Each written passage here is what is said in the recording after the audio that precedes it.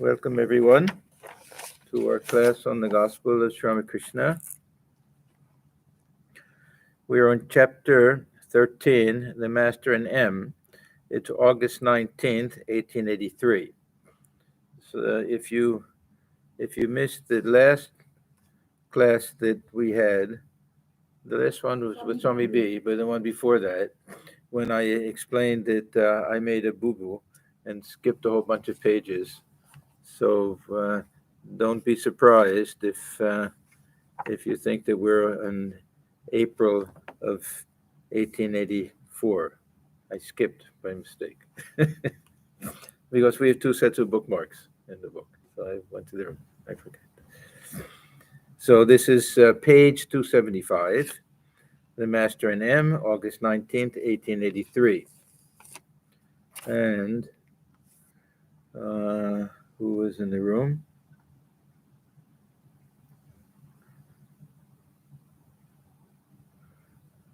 Okay, it's 2 or 3 in the afternoon, and Adhar Sen, and Balaram arrived.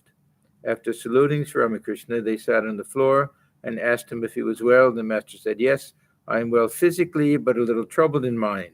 He did not refer to Hridoy and his troubles. You already did this.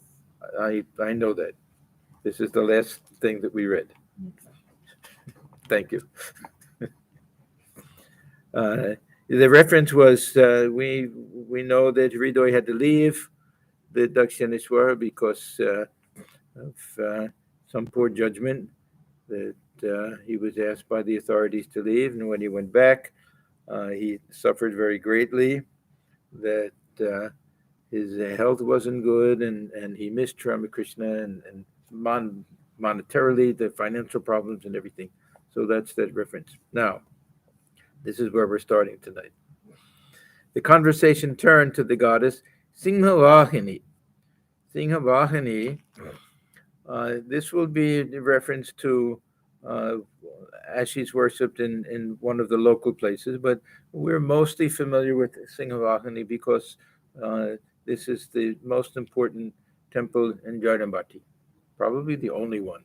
I don't know if there's any other, maybe some little village things nearby or something, but this is a reference to the Divine Mother, who has the lion as her vehicle, Singhavahini. It's very important in the life of Holy Mother, because there was a time when she was very, very ill and suffering terribly, and a lot of pus coming out of her body. Her eyes were caked closed, all sorts of terrible things. And she went and she lay before Singhavahini, and she was given a cure and everything. And from that time on, everyone, all the village people, everyone in that area felt that the deity was awakened. We have this idea that when we do puja to the image, that we have to awaken the deity. This is not the same thing. This is a little bit different. That somehow through some special event that takes place, that particular form of the Divine Mother or any deity takes on some special power. And they use the term awakened. I don't know how we really explain it, but it was felt that people could go and she would answer their prayers and cure people and everything. So that's Singhavahini in Jharnavati. Master, yes, I visited the goddess. She is worshipped by one of the branches of the Malik family of Calcutta. This branch of the family is now in straitened circumstances, and the house they live in is dilapidated. The walls and floor are spotted with moss and pigeon droppings, and the cement and plaster are crumbling. But other branches of the Malik family are well off. This branch has no sign of prosperity. To M, well, what does that signify? M remains silent. Master, he remains silent because he knows that Thakur will answer it himself, and there's not much point in him saying too much. Master, the thing is that everyone must reap the result of his past karma.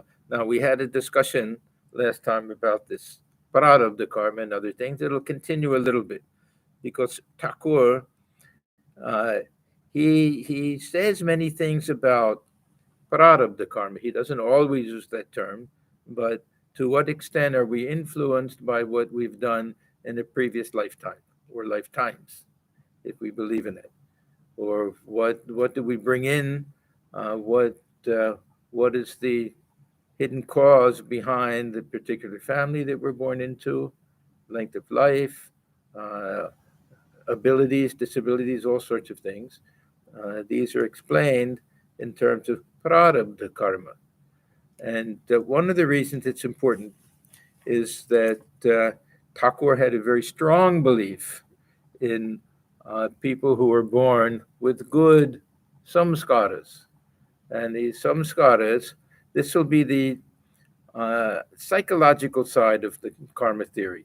This prarabdha karma, uh, it has different elements to it. One will be actual circumstances of birth.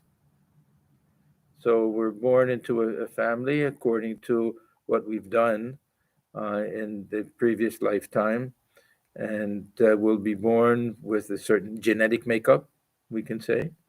We'll be born with certain propensities and talents and things like that. This cannot be changed. We can't go back in time and decide, oh, I want to be born in a different family. This absolutely can't be changed because it's already done. So prarabdha, what we did in the past life, was responsible for the circumstances of birth and many things that have happened up until now, but it's still active. So there could be things in the future that are determined by the past. Can these be affected? Can these be changed? Huh? In the Raja Yoga, we read about the Zheya. Can these be avoided? Now, those who strictly follow the karma theory will say no. Prarabdha karma can be avoided. Thakur and Holy Mother, they take an in-between position. Can be lessened.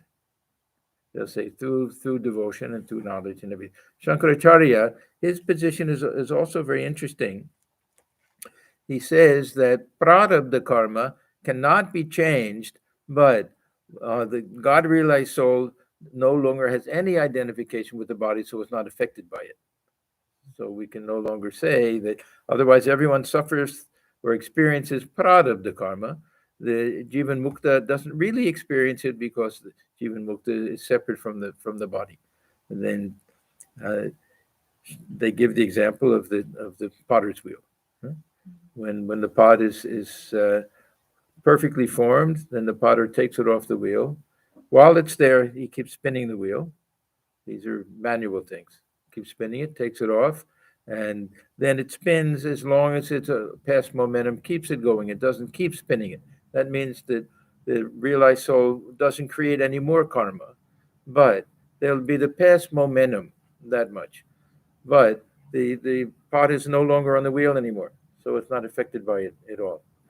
So when it comes to these, what I like to think of as the psychological side, that we're born with certain spiritual tendencies. Thakur had a very strong uh, belief in this, and he kind of was anxious for M to accept that. There are many conversations earlier where M will say, "Sir, I don't really believe in some samskaras. Will it harm me in my spiritual life?" And Thakur says, "No, but understand that everything is possible with God." Other times, he says that you have to accept these things, and he'll always point to some devotees. So say the Adhar or others that they came to Sri Ramakrishna. The Adhar is very interesting. We find he just came for the first time not long ago, and every week he comes, and Thakur goes to his house so often. Then he dies quickly. Now, the fact that he dies quickly after that, Sri Ramakrishna will probably explain this, that was something in his prarabdha karma, that he was only destined to live a certain number of years, something like that. But these good samskaras were awakened when he met Sri Ramakrishna, And that brought him to Sri Ramakrishna, and that really quickened his spiritual progress. So we have kind of three things now, okay? That one will be the psychological element. And whatever tendencies we're born with, these can be changed to a certain extent. We may have certain tendencies that shyness or bad temper, things like that. These we can change to a certain extent. Spiritual things, we can certainly grow with them. When it comes to the metaphysical side of it, then we can change what's already taken place. That is, family we're born into and all of this. Length of life. Now, what do we do with that? Huh? This is supposed to be determined by our prarabdha karma, even the number of breaths that we take. Again, there'll be very orthodox people who will say, yes, this is true. There'll be others who will say, don't take it so literally. Now, with Sri Ramakrishna, when he says that for ordinary the jiva kotis, if they get nirvikalpa samadhi, then their body only lives another 21 days. Then we have to connect that with prarabdha karma. They only had 21 days left when they got nirvikalpa samadhi. A little tricky to do it. Anyhow, my feeling is that as with most things, most of the teachings of Sri Ramakrishna is that these are spiritual attitudes, that we don't have to worry about how literally true it is, that this is a very nice attitude to take. When something happens to us, we say, what's my karma? What can I do? I've mentioned many times this very special conversation I had with Swami Swananji one day. It was maybe the last 2-3 years of his life. And all of those young monks who had served him, either had gone to a different center, anyhow, they weren't there anymore. So I said to him, Maharaj, it's very unfortunate that at this stage of your life, you don't have anybody to serve you. And he looked at me and said, it's my karma, what can I do? Now, do I think that he really believed that he did some bad things in his past and he was destined to suffer? I don't think so. But he got so much peace and consolation by believing that. And so it's a very nice attitude to take, that we don't blame anybody else. See, when Swamiji talks about it, no one but me to blame. It's a beautiful, beautiful poem.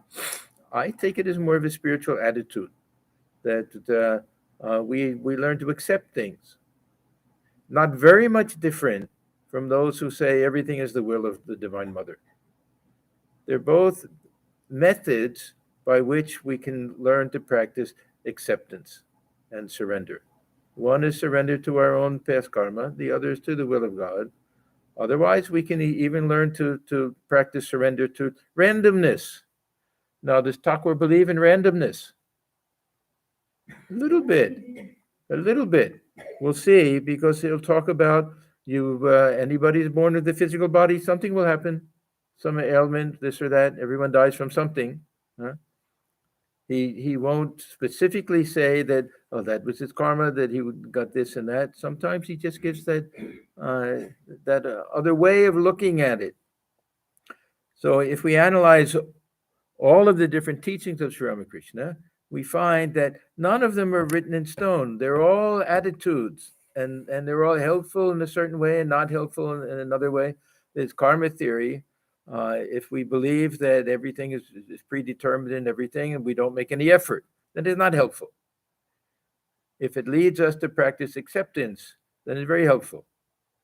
So we have to balance these things and look at them and try to figure out what works for us in our spiritual life. If we really want to practice surrender to the will of Mother, then we can forget about this karma theory. We don't have to bother. Or we can say, this is how she works. We can dovetail them. But these are all different attitudes. This was really, I think, one of the most important teachings that Thakur has.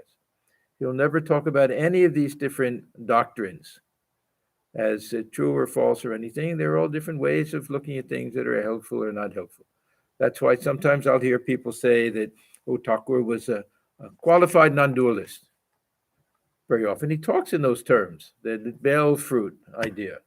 It fits in very well with that.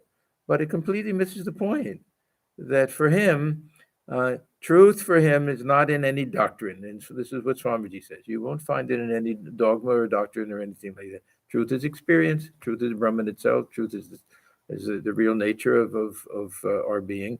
It's not in any doctrine. All of these are simply different attempts, some better than others, at trying to explain this human condition that we're in. So we'll see. It's interesting because he'll say many things now about the karma. So let me read this again. The thing is that everyone must reap the result of his past karma. One must admit the influence of tendencies inherited from past births. This was the thing that he really stressed. Some people are fortunate. They're born with great purity of heart and longing for God.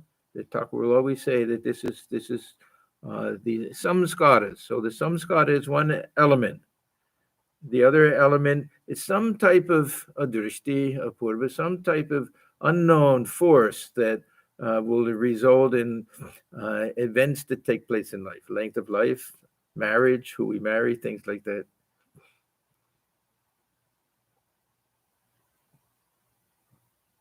Once I went to Vishnupur. The Raja of that palace has several fine temples. In one of them, there is an image of the Divine Mother called Murinmayi. There's a footnote for the legend connected with this temple. See page 797. Because Thakur will talk about this again. There are several lakes near the temple known as the Lal Band, Krishna Band, and so on. In the water of one of the lakes, I could smell the ointments that women use for their hair. How do you explain that? I didn't know at that time that the women devotees offer ointments to the goddess Murinmayi while visiting her temple. Near the lake, I went into samadhi, though I had not yet seen the image in the temple. In that state, I saw the divine form from the waist up, rising from the water. Now, Thakur won't say anything more about this. We don't know why exactly he's saying this. We always have to remember that Thakur he was a mystic. He had a mystic vision. He saw things that we don't see. His mind worked in a different way. He could enter into different levels that are not accessible to us. Why and how he could do these things is very hard for us to understand. In the meantime, other devotees had arrived. Some referred to the political revolution and civil war in Kabul. A devotee said that Yaqub Khan, the Amir of Afghanistan, had been deposed. He told the master that the Amir was a great devotee of God. So now this will be the question. Why, if someone is such a great devotee of God, should they suffer so much? And not receive grace of God? Who knows? So this will be the dilemma. We also wonder about that. There's a book that was written by some Rabbi Krishna or something, on why good people suffer. I think he gives 7 different arguments. I never read it. Something like that. There's always a dilemma for us. If whether we believe in karma or whether we believe that there's some justice in the universe, then God is just or something, and we see good people suffering terribly, and we see bad people sometimes having perfect health, and we don't know why exactly. We can always say that they did good things in a past lifetime. We can always justify it, but we don't really know. This is the main thing, that these are all different theories. This is why we call it the karma theory. And Swamiji says that it's the best theory, the best explanation we have now, but it's still provisional. It's still somehow a hypothetical type of theorem. Yeah. When we say the predominance of gunas in somebody, sattvic, rajasic, tamasic, is that dependent on sanskaras or independent of sanskaras? This the question is, what is this connection between the gunas and the samskaras? This is how the samskaras will manifest themselves in general, in a general way. So we can say if somebody is born with a tendency towards anger, or someone with a tendency to be very restless all the time, we'll say they were born with an excess of rajas. So somehow they dovetail, they work together, two theories. Master, but you must remember that pleasure and pain are the characteristics of the embodied state. Okay, so now this is where we can. I don't want to say it's a random theory, but there's some universality to good things and bad things, the pleasure and pain, that everyone will have to undergo some one time or another. The body will break down somehow. Do we want to explain everything in terms of past karma? We can, but it's up to us because we don't know. Or we can simply say that you live in the body, you have to pay the tax. That there'll be there's no avoiding it for anybody. Good people, bad people, we don't know. This theory of karma, uh, when we look at it as a spiritual attitude, then we can see how we may apply it to ourselves, but not to other people. So if we see somebody else suffering and we go up to them and say, yeah, you must have done horrible things in your past lifetime, then it's not a very nice thing to do. If we do it, then we're perfectly free to say that I must deserve this. I must have done something. So if it helps us accept it, then it's fine. So even with this is we can have a little bit of a double standard with regard to that. So the master, but you must remember that pleasure and pain are the characteristics of the embodied state. In Kavi Kankan's Chandi, it is written that Kaluvir was sent to prison and a heavy stone placed on his chest. Yet Kala was born as a result of a boon from the Divine Mother of the universe. Now, what is he trying to say? That some things are not easy to explain. He's not going to go back and say, oh, he must have done something horrible before. He says, so thus pleasure and pain are inevitable when the soul accepts a body. Again, take the case of Srimanta, who was a great devotee. Though his mother, Kullana, was very much devoted to the Divine Mother, there was no end to his troubles. He was almost beheaded. There's also the instance of the woodcutter, who was a great lover of the Divine Mother. She appeared before him and showed him much grace and love, but he had to continue his profession of woodcutting and earn his livelihood by that arduous work. Again, while Devaki, Krishna's mother, was in prison, she had a vision of God himself endowed with four hands, holding mace, discus, conch shell, and lotus. But with all of that, she couldn't get out of prison.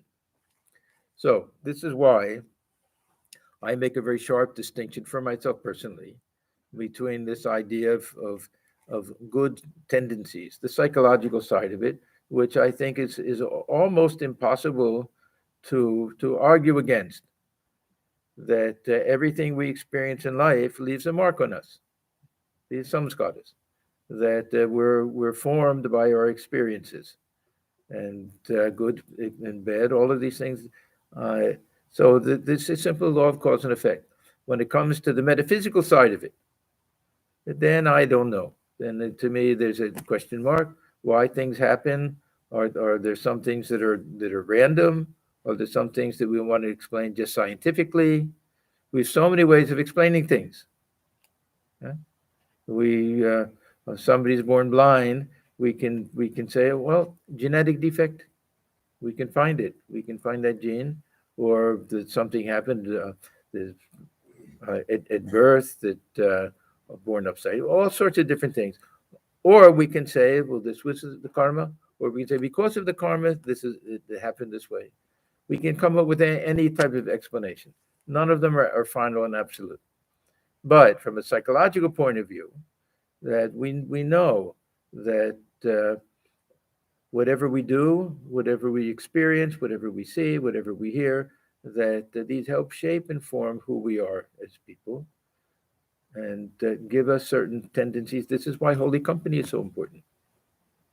That all of these things leave a very strong mark on us. And from that point of view, we can change very radically. We may not be able to change say we have a tendency to be thin or fat. That's not going to change. Huh? But this tendency to get angry or to be patient or impatient, all of that, these things we can gradually change. And this is what we're trying to do in spiritual life. So, Swamiji, samskara, basically we say that we are born with it or whatever. But when we are born, all this ego and the responses and the strategies that the mind starts developing with repeated stimuli, that becomes, how we respond to situations. That was samskara. No, everything is a combination of these tendencies that we're born with, and each and every experience we have in this lifetime. So, if we're born with good tendencies, that peaceful, calm people, and yet our childhood is a complete mess. There's abusive parents, whatever it is, that will instantly start changing. That will instantly start changing our mental makeup and everything. So it's not just what we're born with. The very second that we can experience things in the world, then we're creating new samskaras or deepening them, or uh, our psychological makeup is changing. So it's always a combination of what we bring into the world and our environment and our education and our experiences. All of it's always a combination of those.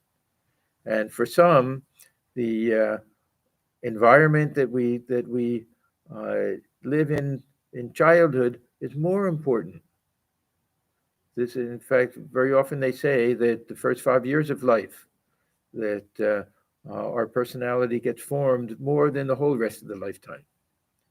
So this is why it's so important to have a good environment for children, even prenatal. This is why in Indian tradition, the parents and mother especially, she'll do so much of prayer and everything. And even in this country, it's very, very common and popular now to have the music, different types of music that they play while the baby's in the womb. There's Beethoven and Bach and things like that, and just for the calming effect and everything. Because at some stage, I don't want to get into this whole abortion question, but at some stage, the child, the fetus in the womb, has a certain amount of awareness. We know that. That just as the maturity develops after birth, it develops before. There's not that much difference between the day before birth and the day after birth, except one is inside the womb and one is outside the womb. It's just a progression. Huh? There's not a particular moment when the soul enters or anything like that. Of course, I shouldn't say that in the absolute way. Everyone has their own belief. But, I mean, to me, there's a certain physiological and therefore mental development that takes place from the time of inception to the time of birth, and that it continues throughout a whole lifetime. But environment plays a tremendously important role, early education and family and everything. So that can even trump these tendencies and samskaras and everything. Now, the people who believe in the karma theory, they'll say, well, you were born into that family for a reason, because of your past karma. So they'll make everything dovetail. We can do that. Whether this is our own rationalization or this is the way it works, God only knows. I don't know. So Thakur is talking about Devaki, Krishna's mother, who was in prison. Then M says, why speak only of getting out of prison? This body is the source of all our troubles. Devaki should have been freed from the body. Master, the truth is that one must reap the result of the prarabdha karma. Now he's going to go into this idea of a few special things, the length of life and everything. The body remains as long as the results of past actions do not completely wear away. Now, can that be changed? Again, strict theory will be no. That at very birth, we're destined to live a certain length of time. Now, Thakur is saying that can we experience the results of our past karma more quickly? Thakur always says through devotion and through knowledge and everything, these things can be speeded up somehow. So he's in the in-between school, that the certain types of things that we're destined to experience will be lessened. and can be sped up. And uh, so the theory behind prarabdha karma, he keeps. He does, Thakur said he never came to destroy any of these theories or anything, but he gives a little bit of leeway for all of these things. I think this Yeah. a very puritanical prarabdha, I will say, okay, you're born with these tendencies, and then you went to a holy person. That was also in your prarabdha. Right. Holy person changed you. That was also in the prarabdha. So Yeah. you can just explain away. You can explain everything in terms of karma. Absolutely everything. We say there's an earthquake and 100,000 people die. How is it possible? Just coincidence? There are all those people. People will say yes, that it's not coincidence, that they had to be born in that place because they were predestined. There'll be an earthquake, but this predestination idea is not very helpful in spiritual life. We have to believe that something is in our hands. Otherwise, it's purushakara. All the emphasis on struggle, practice. Why do we do that if everything is predetermined? So it's not better to. This is why Swamiji always emphasizes that. Tell yourself you're free. It's we can do anything, but we know it's ultimately everything's in the hands of Mother. Prology. Yeah, I mean, karma doesn't mean predetermination. According to some, it does. According to some, this is the If we strict. take the Swamiji approach, That's what then I'm we saying. create our own- That's what I'm saying. That Swamiji doesn't accept that they don't accept the strict karma. The strict followers, the karmavadins, strict karma people, they'll say that each and everything is determined by the past. Yeah, that's predeterminism. Thakur doesn't talk about that, but he'll say the body remains as long as the results of past actions do not completely wear away. So to a certain extent, some things are, if we say predetermined. Now he'll give another example. Once a blind man bathed in the Ganges and as a result was freed from his sins, but his blindness remained all the same, all that. Now that's because it already happened. Now, suppose he hadn't yet gotten blind, because of his past karma, was supposed to get blind and gets God realization. Then Thakur says, maybe he'll just get blind in one eye instead of both. That it'll be lessened. Supposed to be running by a sword, he gets a pinprick, something like that. But it already happened. If because of prarabdha karma, he was born blind, nothing you can do about that. There won't be any operation. Of course, nowadays maybe you can, but anyhow. So it's a very tricky type of thing. But Thakur didn't, and Swamiji absolutely didn't like this predetermination. Yeah. Sorry. Mother also said in Maya Kotha that somebody asked that does one have to suffer prarabdha karma? Mother said yes, but where your leg was supposed to be cut, only a That's pin I would just get said that. inside. Yeah, that's just what I said. Somebody has just this working hypothesis. Yeah. 1/3 of it is prarabdha, 1/3 of it is your self-effort, Hmm. purushart, and 1/3 is paramartha. So all three combined work. Is that reasonable to say? You can have any. Everyone is free to have. I don't bother about these things. That I don't see what's to be gained by blaming something on a past lifetime or I don't know. But we have to learn acceptance and surrender somehow, and we have to feel that we're not simply machines. That nothing, things that have been predetermined, maybe predisposition, but not predetermination in the sense that we have no say in anything. Then we're just like machines. So whatever worldview we take, it should give some room for self-effort, and at the same time, we have to understand that the results are not under our control. That we have the right to put forth all of the effort, and whatever comes, we accept, either as a result of our past karma or as divine providence or whatever. This is a karma theory, that we have the adhikara to perform action, but not with regard to the fruits of action.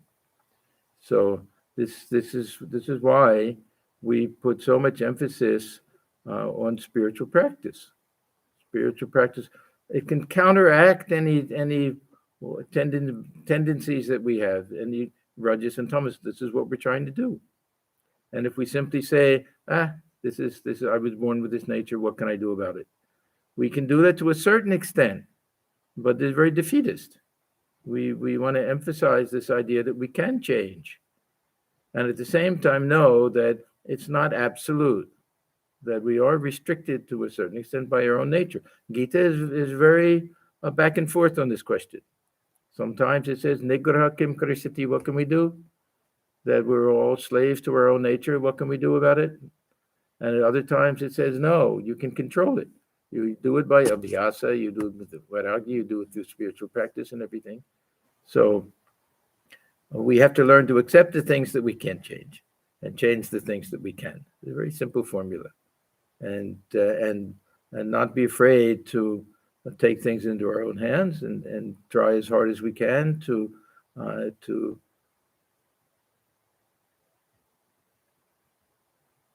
pinpoint all of these negative samskaras. We're all born with some positive and negative things. We're all a combination of tamas, rajas, and sattva.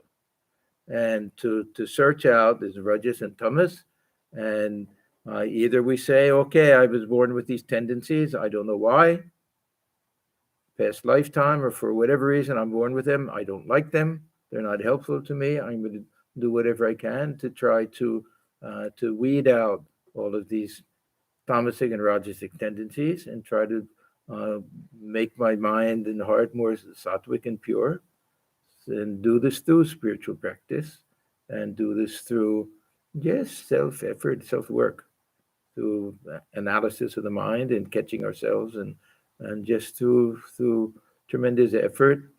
And this includes, of course, holy company and all of meditation and everything else.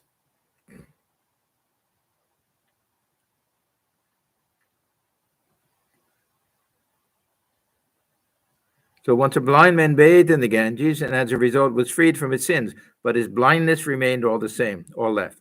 It was because of his evil deeds in his past birth that he had to undergo that affliction. So Thakur accepts it. He accepts his prarabdha karma. But once one takes the spiritual life, and if this prarabdha karma has not yet started to bear fruit, then that can be affected. That can be lessened, at least. And we can still get God realization, and at the same time, maybe have to suffer from these other things. Who knows? Yes, sir. The arrow that has already left the bow is beyond our control, Master. However much a bhakta may experience physical joy and sorrow, he always has knowledge and the treasure of divine love.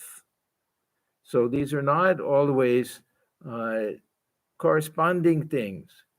We can find, as I said before, very bad people who don't suffer from physical things or poverty or anything like that, and very good people who do. The point is that our mental attitude is more important than anything else. We can grow up in poverty and be very peaceful and content. We can grow up with great wealth and be perfectly discontent. And actually, that's probably more likely. So however much a bhakta, and bhakta, he means really somebody who has some type of spirituality and is actively leading a spiritual life. However much a bhakta may experience physical joy and sorrow, he always has knowledge and the treasure of divine love. This treasure never leaves him. Take the Pandava brothers, for instance. Though they suffered so many calamities, they did not lose their God consciousness even once. Where can you find men like them endowed with so much knowledge and devotion? Okay, so this is pretty much the end of this particular discussion. What do we learn from all of this? What's practical in our own spiritual life? Acceptance, surrender. If we're the result of our past karma, then we can affect our future karma by the way we live today. This was Swamiji's emphasis. And the mind can be raised above any physical pain and suffering. It's more a question of how we bear these things. We can look upon what some people would say is bad karma. We can look upon that as an opportunity, even a blessing, to progress in spiritual life. Everything is an attitude, or whatever our spiritual attitude is towards these things. The metaphysical side of it is impossible to scientifically prove. We may say that it's perfectly logical. Okay, that doesn't mean that it's proven. The world is not such a logical place. But if it's helpful to us in our spiritual life, then we accept it. And we don't have to feel that everybody else should accept it. Somebody else says, I believe everything is the will of the Divine Mother. Good, that's fine. Thakur likes both. There's one conversation where he says everything is the will of the Divine Mother, and then just out of the blue, he says, but don't you know if you eat chilies that your mouth will burn? So this is also the will of the Divine Mother, may be the law of cause and effect to a certain extent. And it's not good to get hung up on these things too much. But we don't want to be defeatist and say, what can I do? I'm stuck. We want to take the bull by the horns and say that, no, I'm not going to be bound by these. If I have some good tendencies, thank God. If I have some bad tendencies, I'll try to root them out. I'll try to get rid of them as far as I can. Now, what Thakur will say, sometimes we work through, we utilize these bad tendencies. We were born with a certain degree of anger or jealousy, this and that. We give it a twist. We try to utilize it with some type of spiritual attitude. That we feel angry at not having realized God, or that being prevented from doing our spiritual life. The different ways of doing it. So not every tendency that we have can be gotten rid of.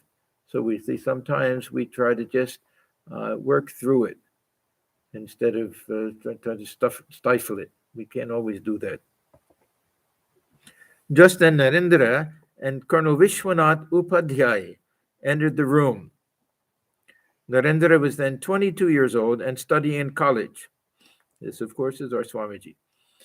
They saluted the master and sat down. The master requested Narendra to sing the tanpura hung on the west wall of the room.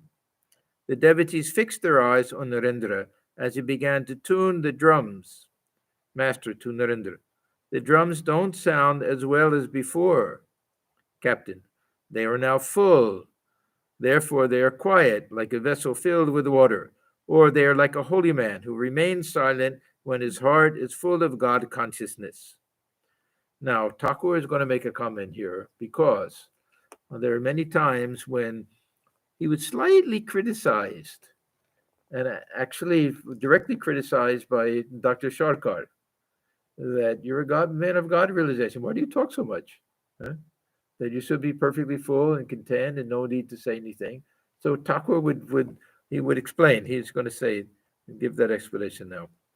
Master, but what about sages like Narada? So sometimes he'll say that, yes, when you fill a pitcher from one pitcher to another, you're glub, glub, glub, glub, glub, glub, glub, glub. You'll hear that till it's full, and then you don't hear anything else. Then Thakur will say, yes, but we can pour that into somebody else's container, and then it'll make some noise. That's why. So he did that to fill other people. So this is sages like Narada.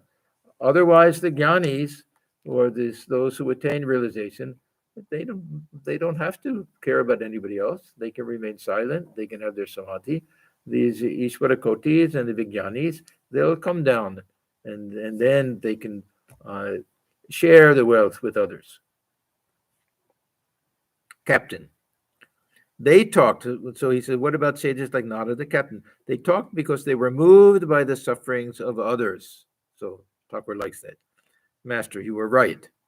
After attaining samadhi, Narada, Shukadeva, and others came down a few steps, as it were, to the plane of normal consciousness, and broke their silence out of compassion for the sufferings of others and to help them. This is Thakur's case, of course. So he considered the Narada Shukadeva to be these Adhikarika Purushas, whether we say Ishvara Kotis or not, but some special souls who had that enough spiritual power to be able to come down from that highest state. Narendra began to sing, "Oh, when will dawn for me that day of blessedness, when he who is all good, all beauty, and all truth will light the inmost shrine of my heart? When shall I sink at last, ever beholding him, into that ocean of delight?" No sooner had the master heard a few words of the song than he went into deep samadhi. He sat with folded hands facing the east. His body was erect and his mind completely bereft of worldly consciousness. This was almost a daily occurrence whenever Narendra would sing. Others also, but him especially. He would go into this spiritual mood. One or two exceptions. When Narendra sang and he left the room even, then came back and said, "Oh, did we do a bad thing?" He was singing and we left. His breath had almost stopped. This was one of the signs of samadhi, this with Sri Ramakrishna especially, that they couldn't detect any pulse or any breath, that his bodily function slowed down to such an extent that it's very hard to tell if he was still alive when he had his Mahasamadhi.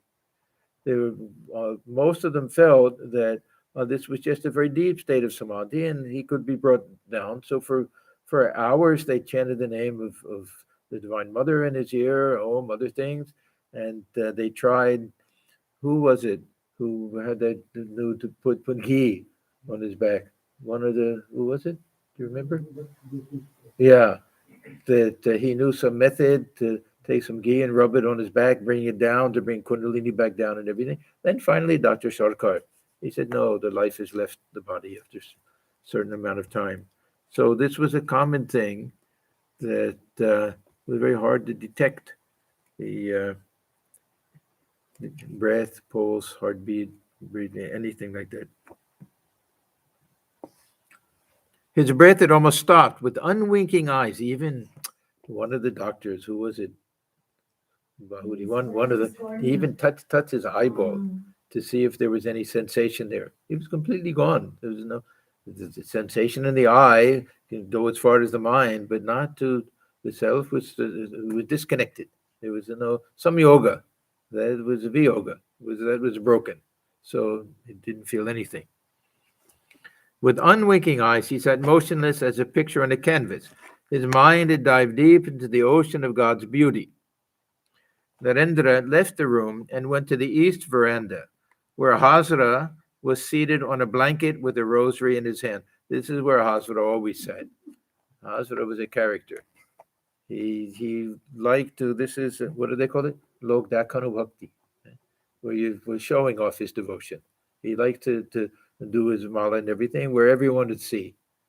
And at the same time, was always worried about trying to get money because he had some debts to pay off and everything. But Swamiji, he liked all these people that nobody else liked. The people that, had some oddity to them or whatever, whether Swamiji felt sorry for them or just could relate to everybody, but they were big friends, he and Hazra. So Narendra left the room and went to the east veranda, where Hazra was seated on a blanket with a rosary in his hand. They fell to talking. Other devotees arrived. The master came down from samadhi and looked around. He could not find Narendra. The tanpura was lying on the floor. He noticed that the earnest eyes of the devotees were riveted on him. Master, referring to Narendra, he has lighted the fire. Now it doesn't matter whether he stays in the room or goes out. To Captain and the other devotees, attribute to yourself the bliss of God consciousness. Then you too will experience ineffable joy. Now, I went back to the Bengali for this because we don't get the real sense of this. What does it mean? Attribute to yourself the bliss of God consciousness. Does it make sense? This is aropkara. This is a term that Thakur uses over and over and over again. There's a whole philosophy behind this, that we somehow adopt an attitude or a feeling which isn't necessarily natural to us, but is real. We have our Ishopanishad, that we're to cover everything with God. That doesn't mean that everything isn't already covered with God, only we don't know it. So this aropkara, Thakur says that we do this with a spiritual attitude. Generally, this will be more this kind of shantabhava, but the spiritual attitude that I try to act as if, I try to feel that I may not have this real feeling that I'm a child of the Divine Mother. I don't know exactly what does that really mean. I know what it means to be a child of my own mother. So I think, okay, that love that I feel for my own mother, let me try to feel that love and imagine that I have that love for the Divine Mother. So aropkara. So what he's saying is, this is the nature of Brahman. The nature of Brahman is bliss and joy and everything. So we have to try to adopt that feeling, and we feel that, yes, if it's true that my real nature is a Brahman, then I should be joyful. So how do we do that? We just tell the mind.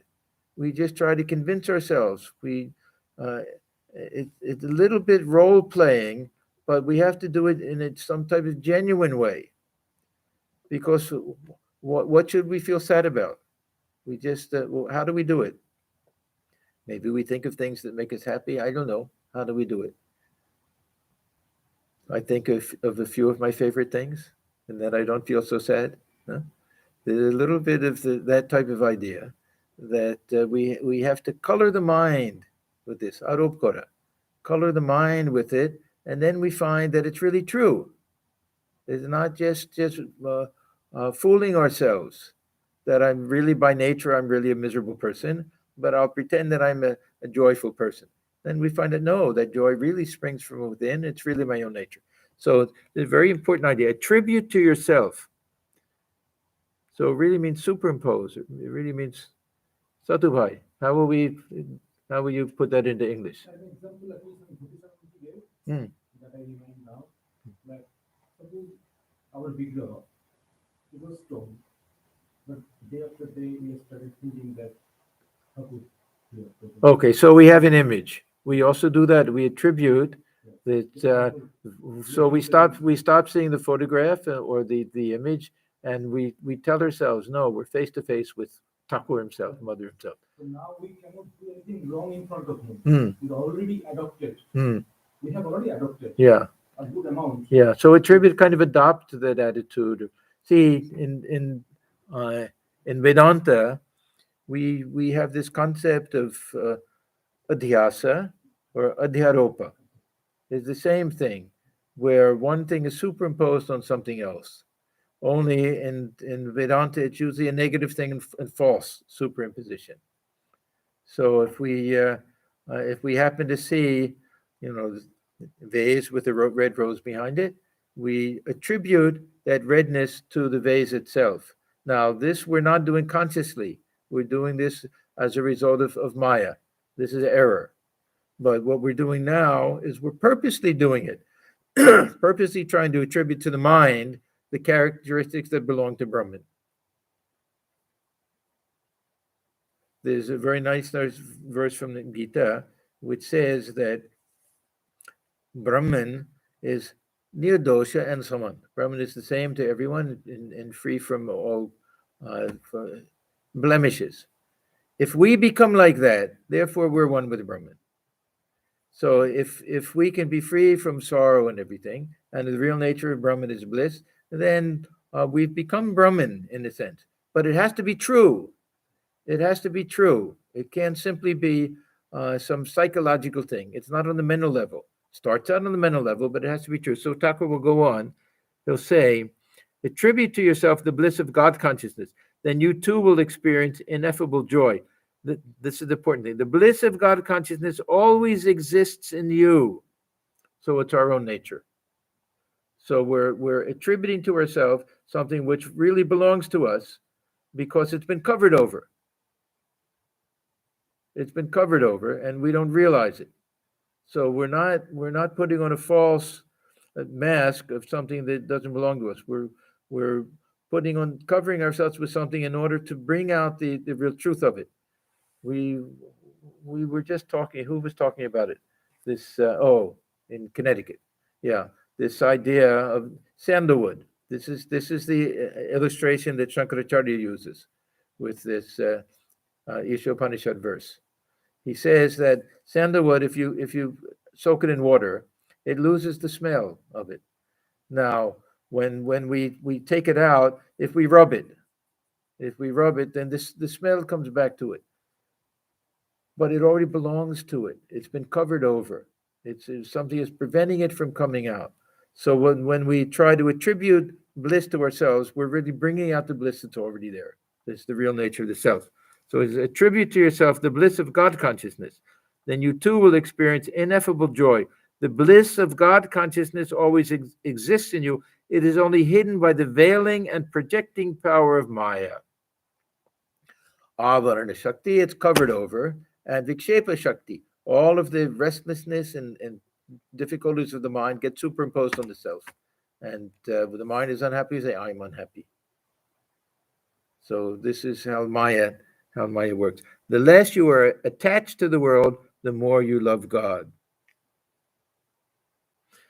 Captain, the farther you proceed toward your home in Calcutta, the farther you leave Benares behind. Many people like to say these things, which Thakur himself said. He's half quoting him. Again, the farther you proceed toward Benares, the farther behind you leave your home. Master, as Radha advanced toward Krishna, she could smell more and more of the sweet fragrance of his body. The nearer you approach to God, the more you feel his love. As the river approaches the ocean, it increasingly feels the flow of the tides. Now, how do we get closer to God? The closer that we get to God. We have this image of this Kalpataru, that the Kalpataru will, whatever we wish for, we'll get the fruits of that. But Thakur says we have to sit beneath it. How do we get close to it? How do we approach God?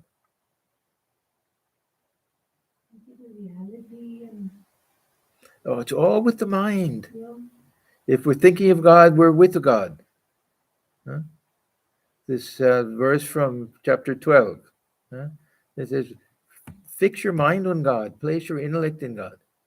Then he says, Nivishishyasi, you'll dwell, Mayi Eva, you'll dwell in me. We dwell in God when we think of God. He says, there's no doubt about that. We dwell in God when we think. If the mind is fixed on God, we're with God. Now, is God far from us otherwise? Experientially, yes. Metaphysically, no. The divine presence is always there, but if we're not aware of it, it's as if it's not there. And this is why we go and search to here and there and everything. Swamiji says, we look in vain is our search in temples and churches and everything, that we have to turn within. Antutpure. We have to turn that innermost dwelling place within the depths of the heart. God is always there, but we're far away from God if we don't realize it and we don't pay any attention. We look in the other direction as if God is not there, but the divine presence is always there. So the nearer you approach to God, that means the more practice we do, the more meditation we practice, the more we think of God, the more. And what does it mean to think of God? For us, thinking of Thakur and Mother. Thakur says to meditate on the avatar is the same as the meditation on. This is the easiest approach. Now, for Thakur, of course, everyone is different. For some, of course, it'll be Krishna or Rama or anything like that. For Thakur, it was thinking of Divine Mother. But he emphasizes the advantage to this avatar, to worshiping God as the divine incarnation, not limited to that particular historical line, but looking upon the avatar as this infinite absolute Brahman and this Ishvara, and also the indweller, and also the physical human manifestation, all of them together, package. The nearer you approach the God, the more you feel his love. As the river approaches the ocean, it increasingly feels the flow of the tides. Okay, we'll stop here then. Thakur will talk about a little distinction between the Jnani and the Bhakta.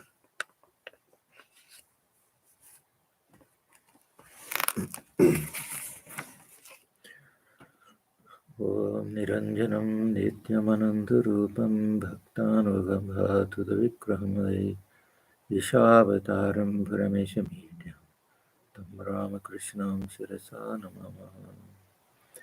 We bow our heads before Sri Ramakrishna, who is stainless, of infinite nature, whose heart melts in sympathy for his devotees, who is an embodiment of the divine and the Supreme Lord, and ever worthy of our worship. Om Shanti, Shanti, Shanti. Peace, peace, peace.